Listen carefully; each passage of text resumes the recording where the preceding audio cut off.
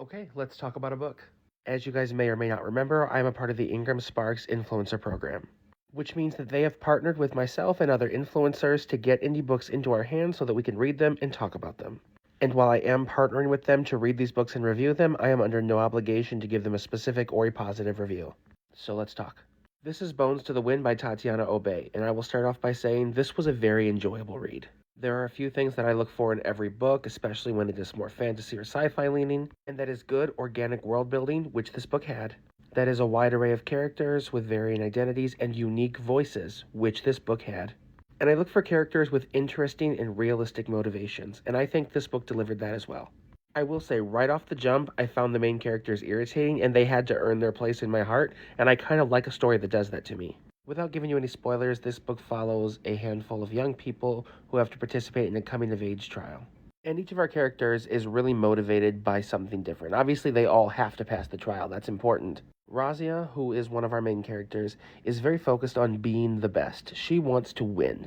Whereas Nico, the person that she has been partnered with, doesn't really care that much about that.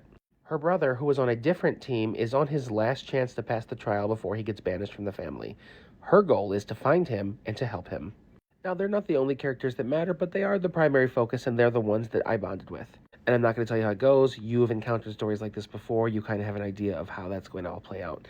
But here's what I want you to know. Like I said, the world building is great. Our characters are diverse and unique. And I think that the story was told very well. But if you don't like fast paced stories, I don't think this one's going to be for you because it's fairly fast paced. Even though it is 450 pages, I read it very quickly. It kept my attention because it is always moving. So if that's not for you, this isn't going to be the one. For me, I love a fast paced book, and this one really did it for me. But I think I want to read it again, and go slower and really enjoy my time with Rosia and Nico. And Kai, that's another character you'll get to know as you read as well.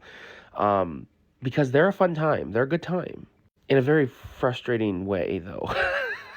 You know what I mean? Anyway, yeah, this was a really good book. I would encourage you to go grab a copy. I'm going to put it in my bookshop.org storefront. And go follow the author. Like, we love indie authors, right? Go give them a follow and read the rest of their work, including the sequel to this story.